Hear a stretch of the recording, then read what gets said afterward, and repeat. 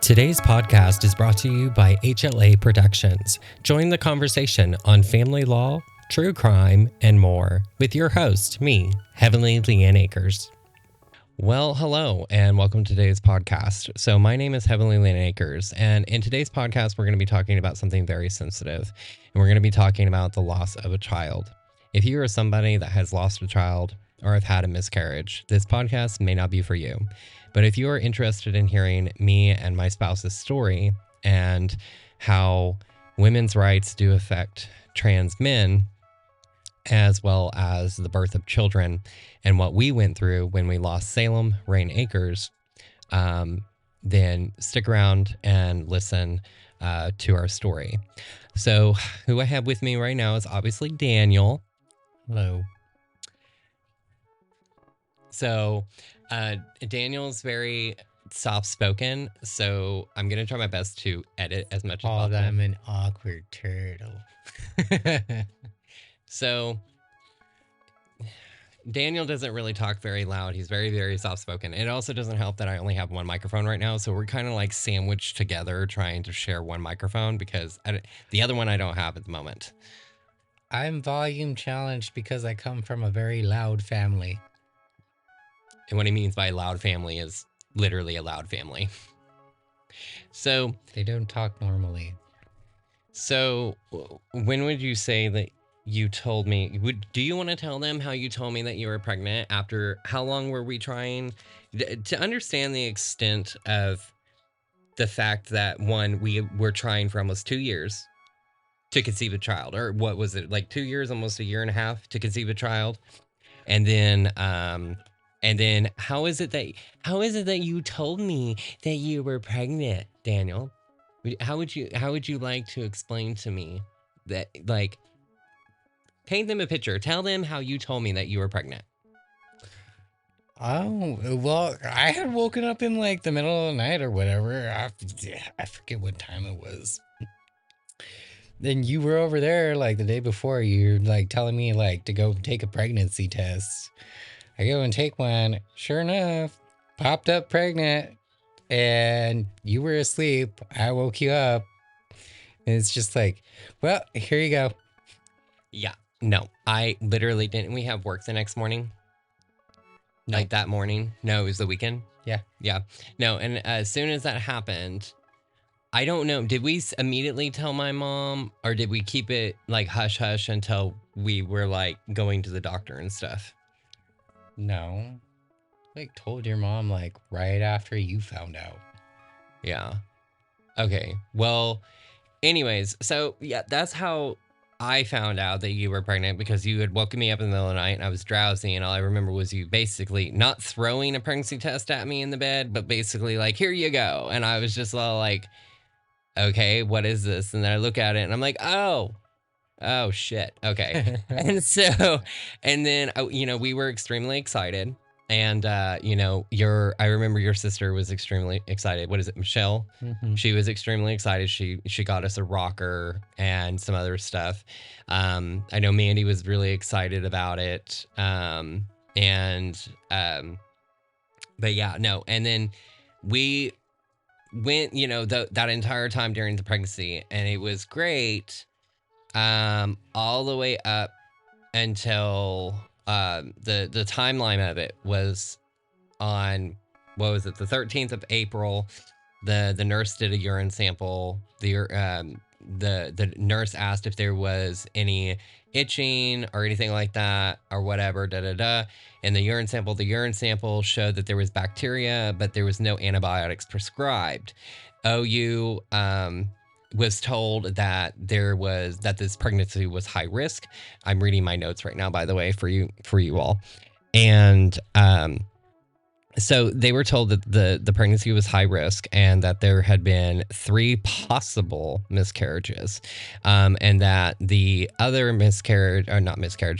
the other high possible risk pregnancy that you had, which was Ashton, which is our 8-year-old.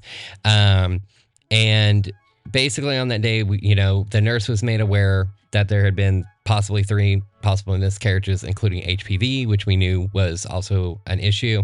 On May 4th, the baby's heartbeat, which was Salem's heartbeat, was 152 beats per minute. The nurse did not check the urine sample or tell us anything after doing it. And that was the other urine sample, not the first one that had bacteria in it, which was not prescribed antibiotics or anything. And then on May 8th, went to the ER for lots of blood coming out. And then on May 19th, they did, what is it? It's a colonoscopy. Yeah. Yeah. A coloscopy. So in this situation, for you ladies out there that most likely know about what this is, but now for you gentlemen out there that do not know what this is, here, let me explain it to you. So they take something that looks like a freaking hole puncher because, I watched this operation happen. The whole point of why they did this was because they wanted to check for possible cervical cancer or whatever. But now keep this in mind. During this time, there was a cervical polyp, okay? They told Daniel and I that the cervical polyp could not be removed during pregnancy because they could not interrupt the cervix.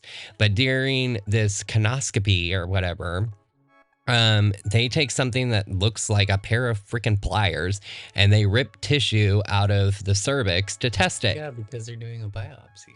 Okay, wait, what'd you say? They're doing a biopsy. Yeah, but but what I'm getting at is I think everybody listening to this can also understand that if you can't remove the cervical polyp, but you can go out and you can go and take chunk size holes out of somebody's cervix, but you can't remove a polyp.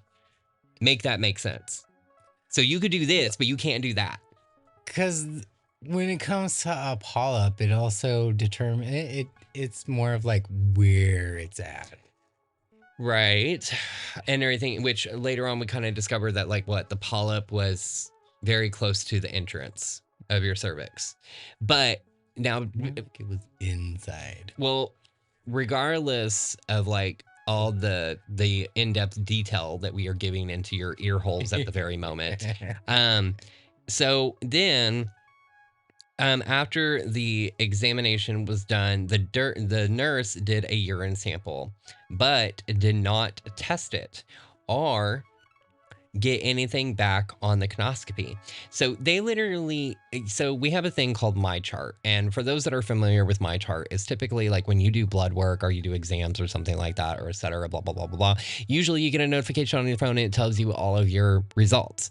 Well, they did not give us anything regarding the results of the colonoscopy until they called. They said that it was perfectly fine. And then the next time that we went in, you had to ask for the document. Yeah, it was I got a phone call and it basically was saying it wasn't cancerous, and then that was it. So, and then after that was done, with no paperwork was given or showing anything was good, on June 2nd, the nurse did a urine sample. The test showed that there was proteins in the urine sample. I spoke to the OIBGN about going to Colorado for our child's safety due to trans laws. So because of the trans laws being passed in Oklahoma that also directly affected women's rights, we were afraid that because, Daniel is trans, that they would just up and take our kid. Because the way that the trans laws were being written that also directly affect abortion laws and women's health care, I was afraid that DHS was going to step in and take our kid because Daniel was trans, because they were making it out to sound like trans people were so horrible to children and to be around children, because they were basically labeling trans people to be basically pedophiles.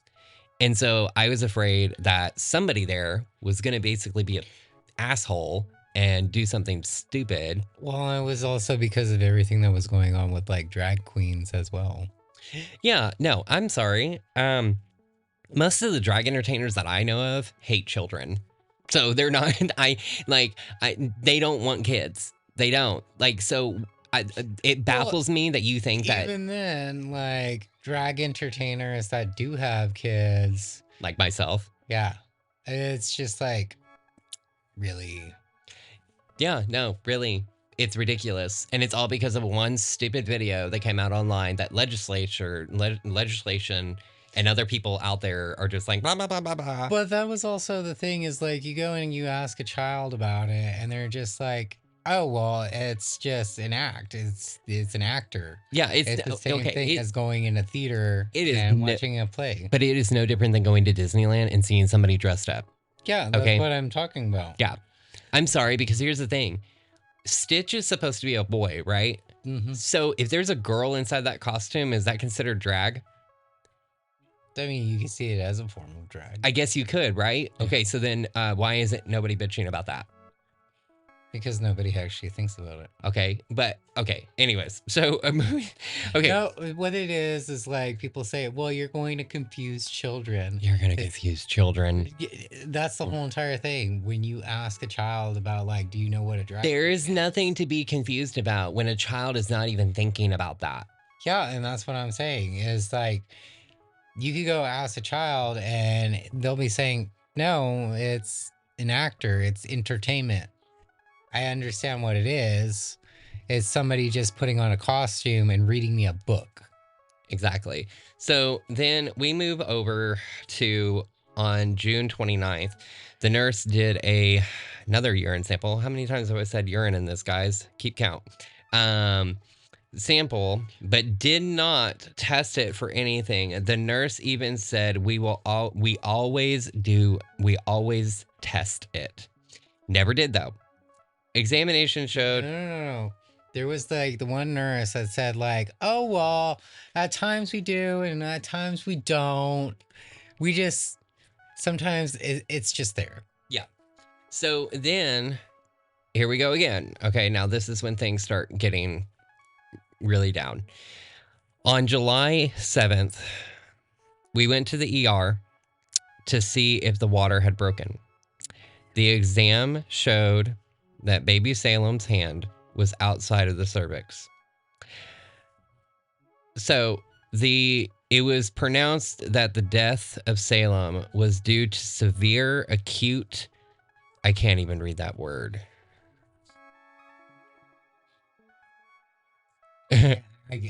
Yeah, so okay, it is. It's basically like bacteria. Yeah, it's basically bacteria, but severe acute, and then it's / necrotizing, and then the next word. Oh, Yeah. necrotizing. I have no idea. And then the next word is CHORIONTITIS.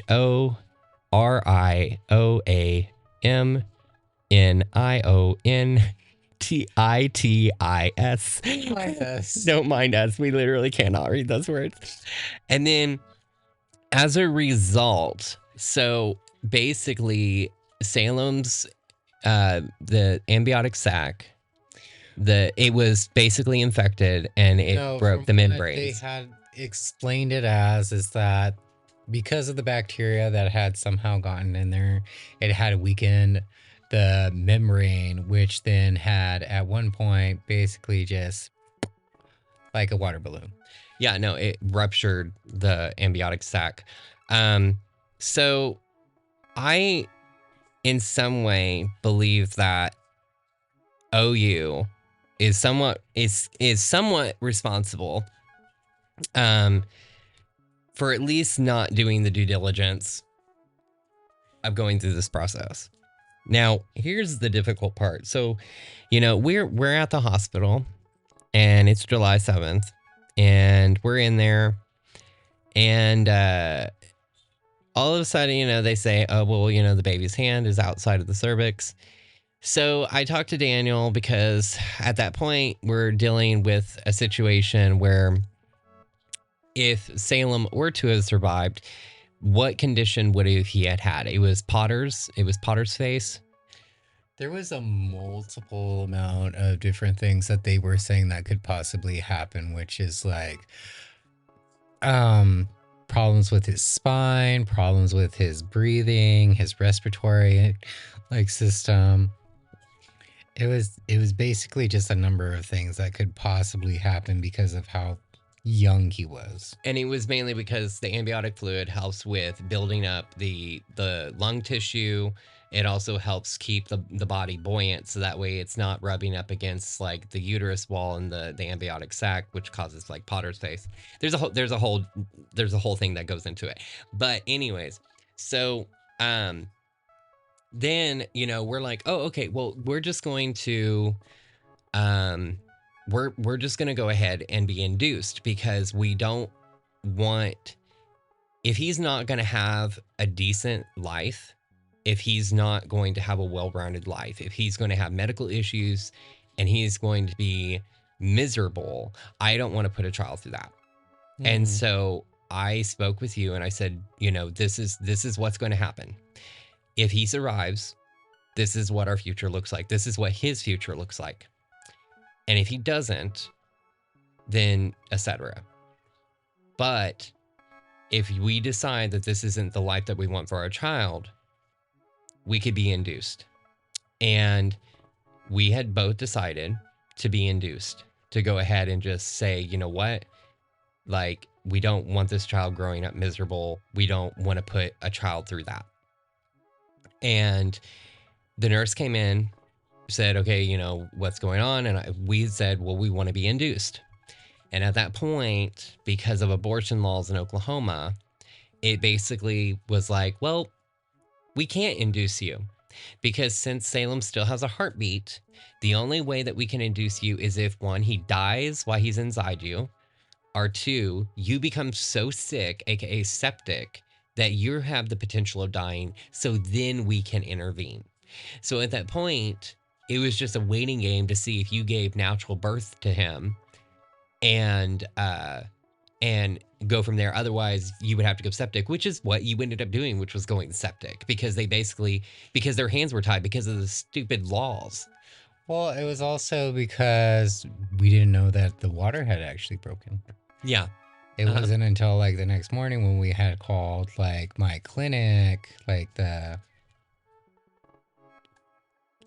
what would you say that it is? It's like the emergency kind of like high risk clinic, and they were saying that more than likely your water has broken and you need to go to the OR. Yep. And so then they put us up in a room, and it was July 8th, and I'm gonna spare you guys the details, okay? But so I had went downstairs to go call your sister to kind of let her know what was going on, and I came back upstairs, and all the doctor was in there, a bunch of nurses and stuff, and I came around the bed, and I was looking at you because you were in the bed. And I look down, and what I see is a very tiny human being. And it was like everything stopped. So do you want to explain what you saw from your perspective? Because I can explain what I saw from my perspective, because all I saw was him, and then the first words that came out of my mouth was, everybody get out of the room. And then they were trying to tell me that he was still connected. It's more like you like actually just froze when you saw him. You were just like, it was like somebody had pushed like the pause button on you, just like if a human had a pause button, it was literally just like, hey, I broke dance for a second, but I like broke in mid dance. But the thing is though is like nobody prepares you to understand what a 13 weeks? No, 17 weeks. What 17 weeks looks like in gestation. Well, that was also the thing, is like before I was actually let back and before we got the bad news, it was like right before going in, you felt him actually move. Yeah, it was the first time that I ever felt him move before he came out. Yep. So, and then next thing I know, I'm holding him, and he's like no bigger than like the tip of my middle finger to like my wrist. And yeah, no, he can move his fingers, and he was trying to breathe, but he couldn't breathe. And he had tiny little eyebrows. More like a tiny human that has translucent skin. Pretty much. But we're going to save you the image because it's not. um, we're okay with seeing it. Like, in fact, like we have pictures of him printed out in black and white, though, in our room, along with his ashes. Well, because it was also at that Yeah. point, he was so developed that he was actually trying to breathe. Yeah, he was trying to breathe. And so my thought is like when I told everybody to leave the room, the nurses were trying to say like, hey, he's still connected because of the amniotic, like the placenta, right? And Well, that was like because like when you were out of the room and everything had happened already, they were like asking if I wanted to have like, you know, the umbilical cord cut, and I told them no because I was waiting for you. yeah, but I was down there talking to your sister. I had no clue that this had already happened until I came inside. That's why I was like, oh my gosh. Yeah, and they were And telling you that like the only reason why he's still like there you mean is alive? yeah, is because he was still connected with the cord. Yep. So then we sat there with him for a little bit. I took pictures and videos of him for memory. And we obviously sat there and cried. And that was difficult. And then what I told the nurse, I was like, okay, well, we're ready to cut the umbilical cord. The nurse came in and gave me the utensils or whatever to do what we needed to do. And then we sat there, we held him. They wanted to put like a little hat on him and they wanted to make him all decent. And I'm like, no. What it was like they were trying to keep him like warm because at that point, with how young he was, because there's no actual like what they would consider like the insulating fat or anything like that. That's why they were trying to like use a blanket, like put the hat on and everything to try to help with keeping him warm. Well, I had decided that I was like, that's not what I wanted. Like, I was just like, no. Like, no. And so, I mean, my thought is like, I held him in my hands, but it was like living in like a nightmare. But at the same time, it was like looking at him in awe, the fact that that was our first child. And it was devastating that we couldn't take him home because they wouldn't let us, obviously because of medical reasons or whatever. And they kept coming in and checking his heart rate because, as soon as he was cut from the umbilical, it's like cutting a balloon. Like, you're essentially like, the only reason why he was still alive is because he was connected to you. So as soon as we cut the umbilical, the clock started ticking. And at that point, it was like they come in, they would check, and when his heart had finally stopped, they announced death, and then they put him in a cooling bed, and we sat with him until the 9th, and then I called Green Hill Cemetery, which what had happened was the nurse came in and she actually asked like, are you ready for us to like call the funeral home? Yeah. Did you choose which one and everything?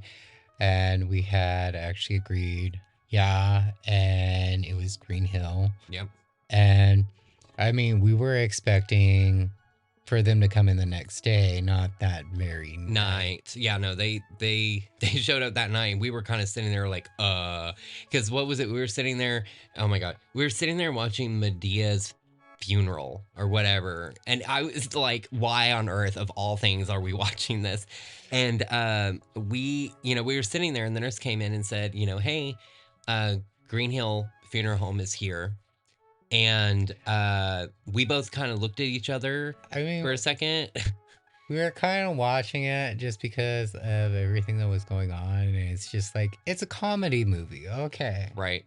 And but no, and then the nurse was, we sat there for a second with him on the bed. And you particularly had a very hard time with that. And so did I. And the nurse had asked if she could take him to give to the funeral home, and I specifically said no. And I remember just picking him up and taking him to and walking him to the gurney. Yeah. And I remember that there was a police officer in the hallway, and as soon as she saw what was in my hands, she literally turned around crying. Like she could not handle it. Like she was just like, "Oh, okay."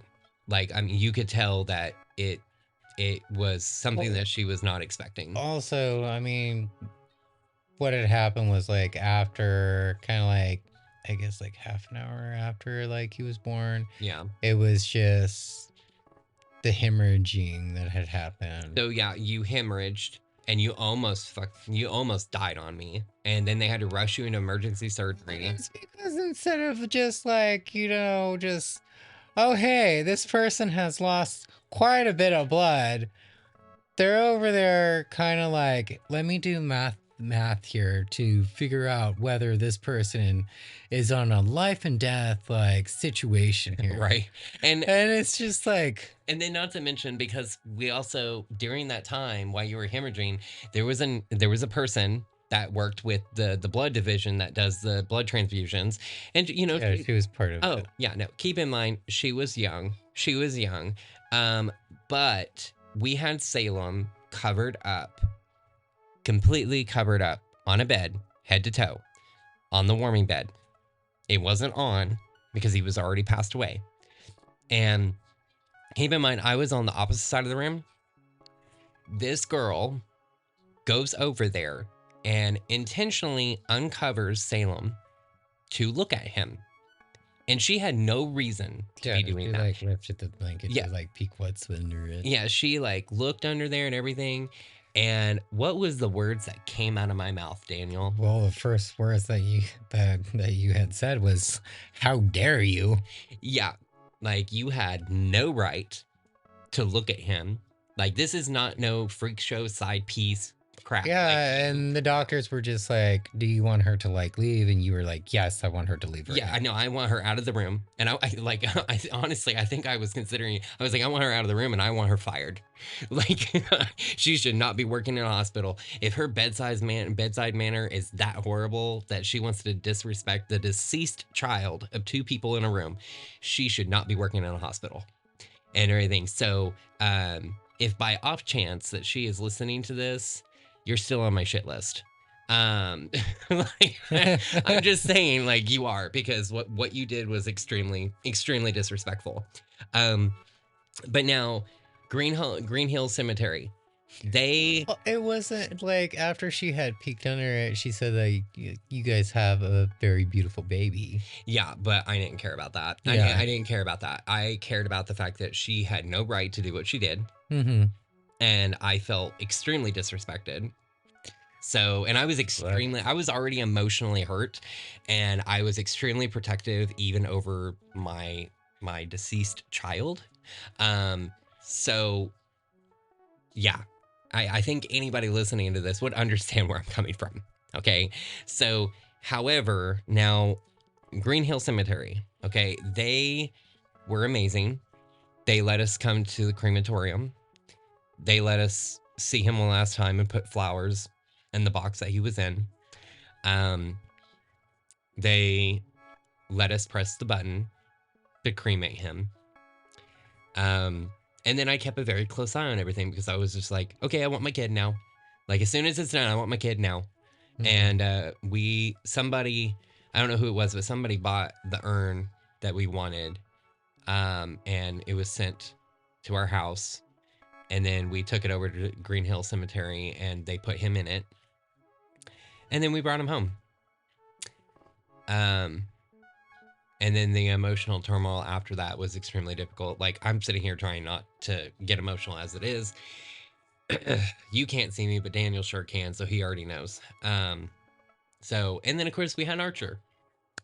And but that was also after, which is something that you and I will both be talking about when it comes to the Amazon crap, because you had a miscarriage at Amazon because they didn't give a crap about your physical health or your Well, But what it we're not was gonna get is it. that We're not gonna get into that one right now. We're gonna talk about that in a later on episode and everything because I've got some tea to spill.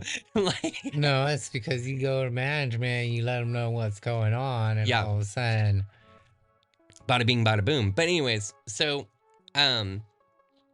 I hope in some way, shape, or form. I'm not gonna say like I hope that you enjoyed today's episode because there's not really anything to really enjoy about this. But I do hope that you have found it informative, and just be aware that if you are the parent of a lost child, I feel for you and I understand. what they also called it was like prom. Yeah, prong, Prom. prom. Okay. Yes. It's like pre-term, pre-rupture of the memory. No. But other than that, I will talk to you in the next episode. I hope that maybe this has given somebody some peace of mind to know that you're not alone if you've lost a child. My heart goes out to you. But other than that, you'll probably see me and Daniel later on in another episode. This is probably the longest episode. Yeah, this is the longest episode that I've released, 31 minutes. So anyways, He's still going. right. So I love you guys. If you've made it to the end of this, thank you for sticking around and listening. And I'll talk to you later. Okay? Ta-ta. Bye-bye.